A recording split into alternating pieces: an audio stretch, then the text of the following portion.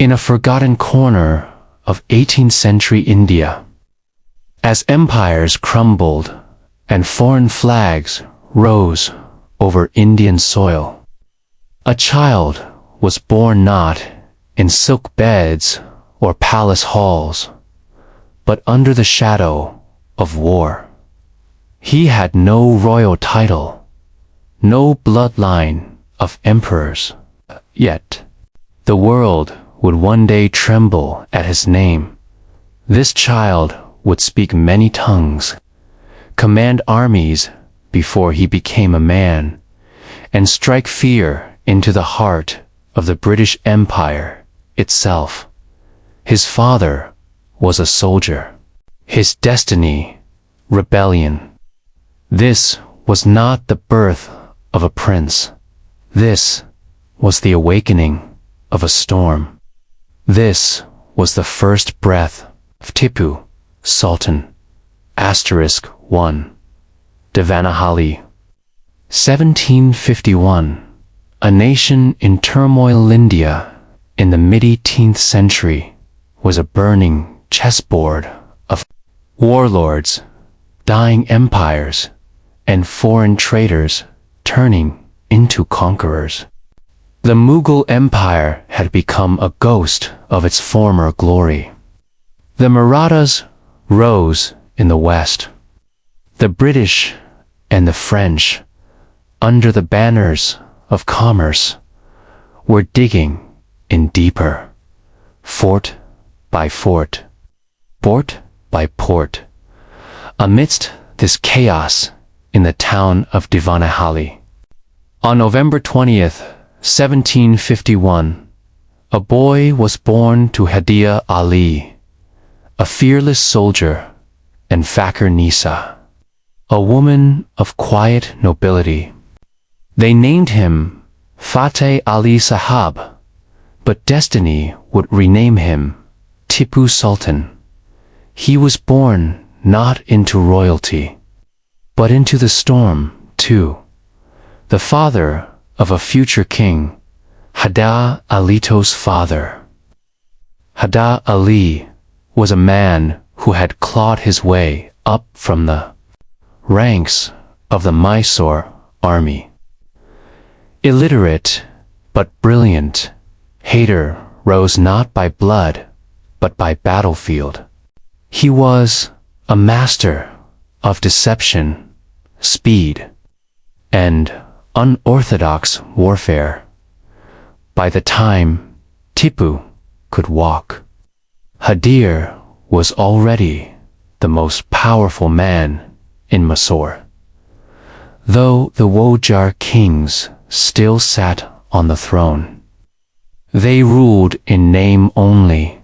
The Tip, you grew up not in palaces, but in garrisons surrounded by horses, guns, and maps. His lullabies were the shouts of soldiers training. His toys were swords carved from wood. From the very beginning, Tipu's world was War. 3, an education like no other. But Haider Ali wanted more for his son than brute strength. He assembled the finest scholars and teachers in the land. At just 6 years old, Tipu was studying Persian, Arabic, Urdu, and Kannada. He was trained in mathematics, history, military strategy, and even the Quran. His tutor, Mir Kamaruddin, was strict and brilliant, but education wasn't confined to books. Haider made sure Tipu learned from the real world. He took him to battlefields, made him watch military drills, and tested him with complex decisions. And then, at just 12 years old, Tipu was handed his first command for baptism by fire.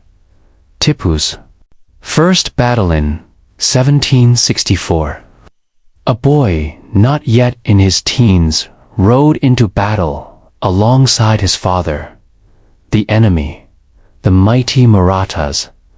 The location, Guruvayur, while others doubted the boy's readiness. Tipu rode into the fray like a seasoned warrior, mounted on horseback, wielding a small sword. He led a small cavalry unit through enemy lines with astonishing courage. He didn't just survive, he impressed.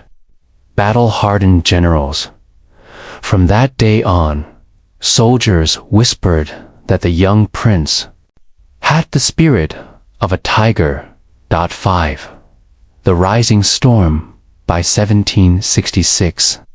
Tipu was just 15, but Mysore was preparing for its greatest challenge yet, the First Anglo-Mysore War. The British East India Company had begun tightening its grip on Indian territories. They had defeated the Nawab of Bengal, shattered the French at Artsat, and now turned their gaze south. Tip watched his father plan strategies against the British, learning every move, every deception. He wasn't just a prince, he was now a general in training. While other boys learned to recite poetry, Tipu learned to fight an empire. 6. The making of a legend Devan at this young age. Tipu Sultan began developing the traits that would define him. An unbreakable sense of justice. A fierce hatred for oppression, especially of his people. A belief in scientific progress years ahead of his time. And above all, a burning, relentless desire to drive out foreign invaders. He trained in swordsmanship, archery, gunpowder, weaponry, and horse riding, often pushing himself to exhaustion. He was no spoiled heir, he was shaping himself into a warrior king, closing suspense, the road ahead. By the time Tipu turned 16, his name was already known in every fort and every camp of Mysore. The son of Haider Ali, but because he had earned it. But the real test hadn't yet begun. Ahead lay for brutal wars, battles that would shake empires. Treachery, triumph, invention, resistance, and the roar of rockets, and soon the world would know why the British began calling him not Prince, but Tiger. To be continued in part. 2. Rise of a Warrior Prince 1766-178.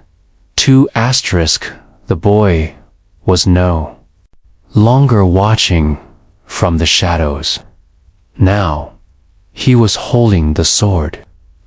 Part 2. He was just a teenager, yet his name echoed in war camps. He didn't inherit peace. He was raised in fire. While other princes played with jewels, this one studied gunpowder. By the age of 15, he wasn't riding behind generals. He was giving the orders. Empires were shifting. Forts were falling. And at the center of it all stood a young commander, with a cold gaze and a burning mind. This isn't the story of a prince growing into power. It's the rise of a weapon in human form. This is Tipu Sultan. Before the crown, 1. A kingdom on the edge was the year 1766. The world around young Tipu Sultan was in chaos. India wasn't a country then. It was a battlefield torn between powers. The British East India Company was tightening its claws. The Marathas were hungry for dominance. The Nizam of Hyderabad was playing both sides.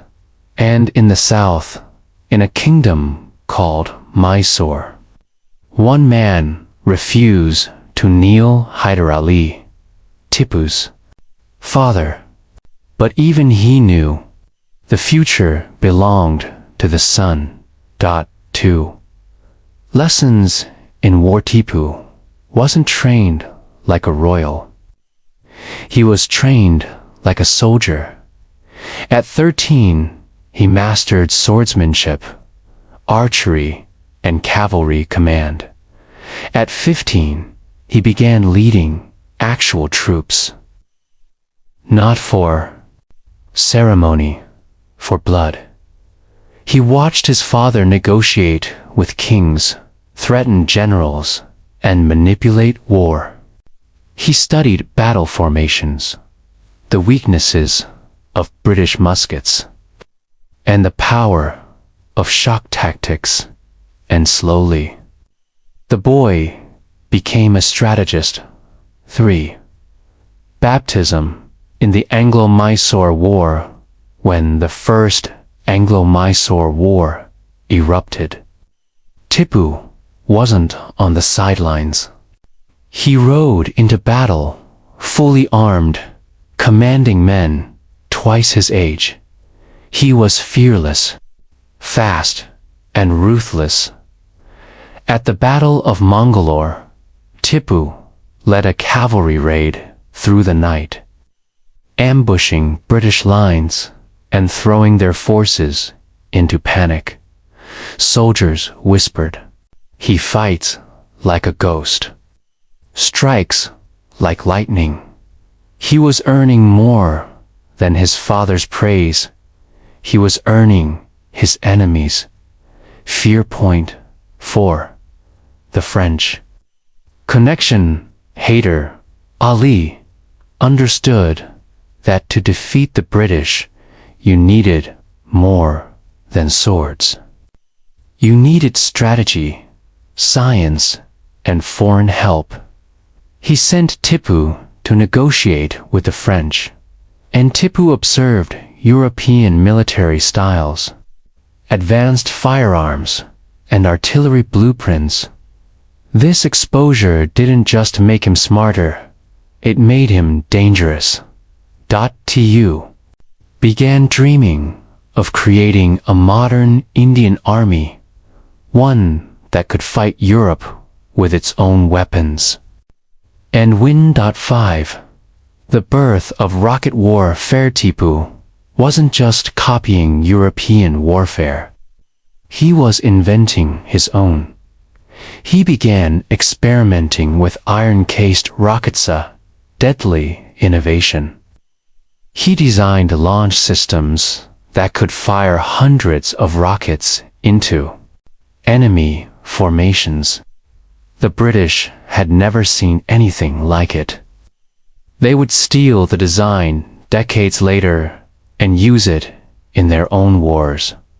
But it all started here, with a young Indian prince who refused to fight like his enemies. 6. The shadow of death. But as Tipu's power grew, so did the danger. In 1782, Haider Ali, the great general, the unbreakable warrior, fell ill. The battlefield that once echoed with his voice fell silent. And before the year ended, Tipu stood alone. At just 31 years old, he was declared Sultan of Mysore. He wasn't a prince anymore. He wasn't just a warrior. He was now the king of a kingdom surrounded by vultures. Closing suspense, rise to power. The boy who once watched battles from a distance now ruled an empire born of war. But the British weren't done. The Marathas were watching, and traitors within were waiting. What Tipu would do next would shock the world. To be continued in Part 3, The Sultan of Science and Steel, 1782 to 1789, the reforms, the empire, and the preparation for war.